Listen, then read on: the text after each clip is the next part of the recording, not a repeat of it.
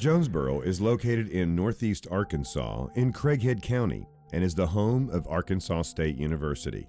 Today, Jonesboro has a population of approximately 67,000 people and has become a significant trade hub between Little Rock, Memphis, and St. Louis. But on May 27, 1973, just shortly before 1 a.m., a deadly tornado ripped through northeast Arkansas, causing millions of dollars in damage and turning Jonesboro residents upside down. 5 years before the 1973 tornado hit Jonesboro, Arkansas, in 1968, another tornado touched down in Nettleton just south of Jonesboro, killing over 30 people. As a result of the '68 tornado still being fresh on the minds of Jonesboro residents, many people were better prepared for severe weather on May 27, 1973, as well as numerous residents were out of town celebrating the long Memorial Weekend. Among the hardest hit by the tornado were Jonesboro High School students, as they discovered later that morning that they had lost their high school just days before they were to graduate. A building that had been a landmark in the area since 1907, it provided students with precious and proud memories of both academic and athletic excellence, now was just reduced to mere scattered wood, bricks, and concrete. This year marks the 40th anniversary of the tornado. We caught up with some of the graduating class of '73, as well as some of the victims, and gave them a chance to finally tell their story. I was 14 years old, and I remember that weekend was Memorial Day weekend. And a lot of my friends had gone to the lake and gone out of town with their families. And so I was pretty much there by myself with nothing to do that weekend. And so during the daytime, I was just outside messing around, just kind of looking for something to do outside. And I remember the weather seemed real, I don't know how to describe it, real clammy, and it seemed kind of an unusual stillness in the air. We rode around town. I was in my mother's car, and we stopped on the corner of Kitchen and Washington Street. There was a bunch of young guys hanging out, teenagers and young adults. And we was trying to find the happening, and we was up there just chit-chatting, having fun. A bunch of young folks just kicking it, so to speak. And all of a sudden, the wind started blowing, and this big gush of rain came, like I've never seen before. Hail started coming, and so everybody just scattered, like chickens do. And as the night progressed, it started raining harder, the wind started blowing harder, and then I noticed my parents kind of had this worried look on their face, and they said, let's go to the hallway. My dad came back. Apparently he went out later when the storm died down, and he came back and he woke me up and he said, "Curtis, your school is about 9 feet tall. It's blown away." And I woke up. I remember waking up. I said, "What, Daddy?" He said, "Yeah." Richard Carville was the KASU news director at Arkansas State University in 1973. He describes his experience. After our place of safety was under the kitchen table. They say, get under a sturdy table, That was probably the least sturdy table but anyhow, my wife and two sons, ages 6 and 3, we all gathered under the kitchen table. And my 6-year-old grabbed his football helmet, his little plastic football helmet, and put that on. And after it was all over with, we realized that he had had a complete flashback of his entire 6-year life. The night the tornado hit, I remember I was in bed asleep, and my mother was trying to wake me up. My bed was right in front of my bedroom window, and she kept trying to wake me up, and I was just, "Mother, leave me alone." She finally grabbed my arm and yanked me out of bed. The minute she did, the window blew out in it, and there was glass everywhere. That did wake me up very quickly. Well, I was spending the night with a girlfriend, and she lived on the street behind Indian Mall. And Indian Mall was demolished. When we heard all of the commotion from the tornado, the howling, I happened to walk out of a room into another room, and glass just, the window just burst, and I, just freaked out.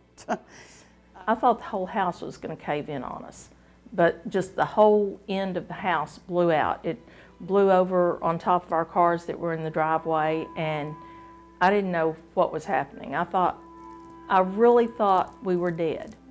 It was a hot day, and there was reports of storms in the area, and I was at home when the storm hit. And at that time, it looked like an artillery barrage with the lightning coming down. And then we watched the house across the street blow away. So what is a tornado, and how do they form? Ryan Vaughn, chief meteorologist at KAIT 8 News in Jonesboro, explains. Okay. Tornadoes in a general form form by when you have winds that are going in different directions as you go up through the atmosphere. A lot of times people think that the atmosphere is kind of two-dimensional, but it's three-dimensional. It's not just what's going on here at the surface, but what's going on aloft also. If you've got winds going at a different direction or speed, or both, at different levels, you're going to get some horizontal spin through the atmosphere. Now, if you look at a thunderstorm form, and we all have done this before, you watch the thunderstorms building up in the atmosphere, and that's because of the updrafts. Well, you've got that horizontal spin there, and then eventually that updraft starts bringing that horizontal spin vertical, and so that's when you get your tornadoes to form. Now, that can happen very different ways. Winds at different in different directions, winds at different speeds a lot of times can cause that rotation also. So that's the simplest way to put it. You need to have a lot of ingredients to get the air unstable enough to get those thunderstorms to form in that wind shear also. According to the National Oceanic Atmospheric Administration, there are approximately 1,200 tornadoes recorded in the United States every year. Tornadoes can produce wind speeds in excess of 250 miles an hour, killing approximately 60 people each year and causing billions of dollars in damage. Just couldn't believe the damage that was created by this. And all the trees, gone. The school, gone. Everything that you remembered, gone. There was not a lot of traveling through town because of the trees that were blocking the road. We lived out of the city limits, so my mother was trying to get in to get to me, and they would not let her in the city limits. They said, we are trying to, find out who's get the victims, or of course that didn't help any matters. And but anyway, we got to leave my friend's house, and I headed home and saw my parents. So that was, very emotional. And when we made it to the high school, and just like my dad said, it was about 9 feet tall. Those big buildings had crumbled. And man, and it just touched me deeply. Our neighbor's house, they had a front porch that had big columns on it. And it ripped the porch off of their house and blew it over our house in our backyard. And then it blew it back up in the woods behind us. So it just kind of blew and bounced and then back up over. If it had just gone up and back down, it would have been on top of us. But it missed us. It wasn't our time. Damage was everywhere. And we rode around, and we rode on the north side of town. And then on our way back, it took us 3 hours to get from the north side of town back to our home area, because he and I live around the corner from one another, because they're rerouting everyone. And man, I said, God, I just want to get out of the car and just walk. It affected everybody in one way or another. And man, I was just so devastated to see my home looking like a war-torn area. I just couldn't believe it. You talked about hurt. But I do remember the next day going down Whitaker Street, and there was a big oak tree down at the end of Whitaker and off to would be the west side of Whitaker. A huge oak tree. And underneath it, on the ground, there were nothing but dead blackbirds. The whole ground was covered with them. It's an unbelievable sight. And in discussing that with various people, they said, Well, they were probably roosting there, and the tree got hit by lightning, and it fried them all. You know. So what should a person do if they find themselves in a severe weather situation? Let's hear about it from Chief Meteorologist Ryan Vaughn. You know, the first thing is just to get into the mindset that it could happen to you. That's the first step. Second step is to get a plan in order. You know, whether it's a plan at home or at work. I know at our house, of course, I'm here at the studio during severe weather, but our family has a plan. You know, when a watch is issued, the reason a watch is issued is so you can plan your day around the possibility of having tornadoes. You know, when a warning is issued, that means take cover now. That means put that plan into place. You know, at our house, in our bathroom is more or less our safe spot. And we throw blankets and pillows and everything in there so that when a warning comes out, hey, they just calmly walk in there. I'll say calmly, we got 4 kids, so it's as calm as you can be with 4 kids, and then they're ready, and I mean the plan is already in place. So getting a plan together. If it's work, you know, make sure everybody knows what the plan is. Where do you go? Do you have a place to go? Is it big enough to have everyone there? If it's a big workplace, do you have a list of everybody that works there? So that, let's say in the unfortunate case, you do get hit. You know, can you easily say, okay, let's go through this checklist. Is everybody here? You know, just getting a plan in place. So many people don't even have a plan. As a result of the 73 tornado, radio stations like KASU at Arkansas State University began to broadcast weather information throughout the overnight hours.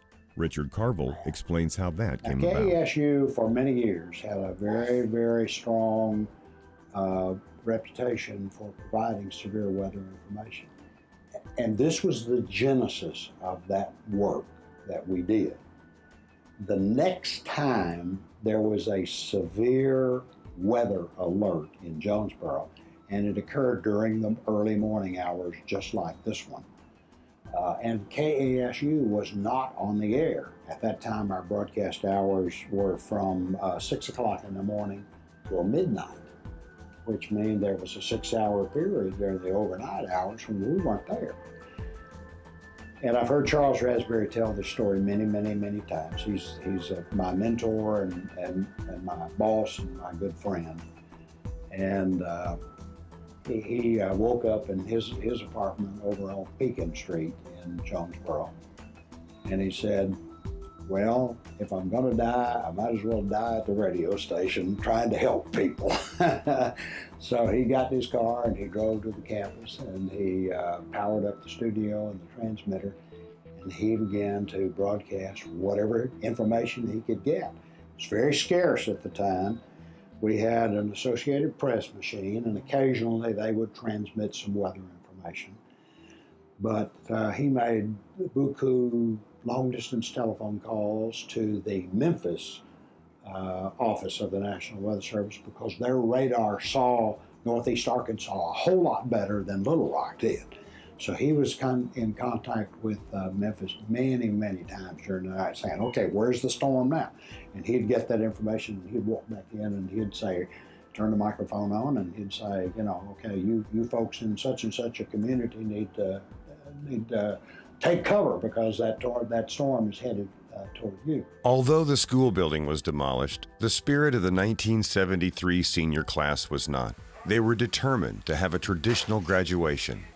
Let's listen as some of the seniors explain how tradition and school pride led them to hold their graduation ceremonies among the tattered remains of the high school. I remember just looking at, when we went to the high school, you know, that was just horrid. I believe I was right out in front of the gym when I believe it was one of the teachers or the vice principal of the school asked me if I was interested in just passing out the diplomas because I was the senior class president of the school, and I said no. I think we've gone to school 12 years. I made the suggestion that we clean a place up right there in the ruins and have our graduation ceremony right there after a delay of a week to try to clean up the area.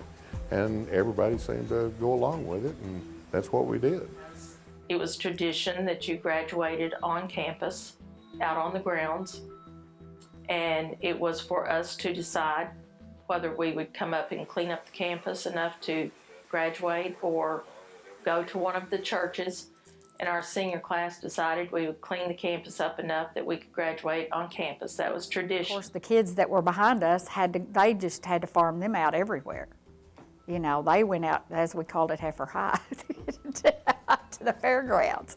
You know, some of them met in the churches, and they went all different hours of the day. Some went in the morning, some went in the afternoon, and so their lives were kind of really flipped every which way. Well, I think it kind of brought us together a little bit because, you know, we had something that we could all remember. And when they say May 27th, 1973, we all know that's the day of the tornado. It's a great community. Everybody just works together and pulls together. And, you know, I'm sure you've seen, you know, when the guys are standing on the side of the road taking money, and like 104.9 The Fox, they just did money for granting the wishes. The community they all get together. I mean, it's a big group effort, and you're not going to find another community like Jonesboro, Arkansas. We were done with school at that time. We didn't have to go back to the high school except for our graduation ceremonies. And we just postponed that for a week. And since then, it's everybody still remembers the tornado that hit Jonesboro back in '73. And we still keep in contact. This year we're having our 40th reunion. Can't believe we're getting that old. It's amazing, you know. And God had a hand in everything, of course, as well as regrouping everything back together. You know, if you can find out anything positive about situations like this where there's a lot of destruction, I remember because there was no power and because there was no electricity, we didn't have TV. And so there was nothing to occupy our time. And so what we would do is we would go outside, and we would stay outside playing with our friends, and the parents would go outside and sit in the front yard in lawn chairs and just visit. And, you know, looking back on it, I think that's kind of neat, because prior to that, you know, people would come home from work, they'd go eat supper, they'd sit at home, watch TV, go to bed, you know. And so this really provided us with an opportunity for all the neighbors to come outside and visit with each other and just talk.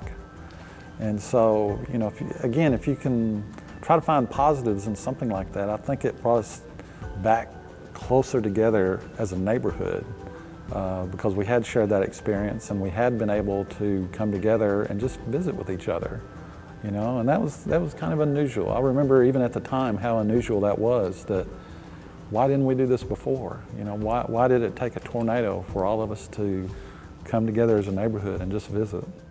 The Jonesboro class of 1973 came together to clean up a spot among the tattered remains of the high school and gave a traditional graduation in spite of the devastation that had occurred just days before. The positive attitude and dedication of the students to preserve tradition is a prime example of how the Jonesboro, Arkansas community came together to overcome such adversity and continues to succeed today.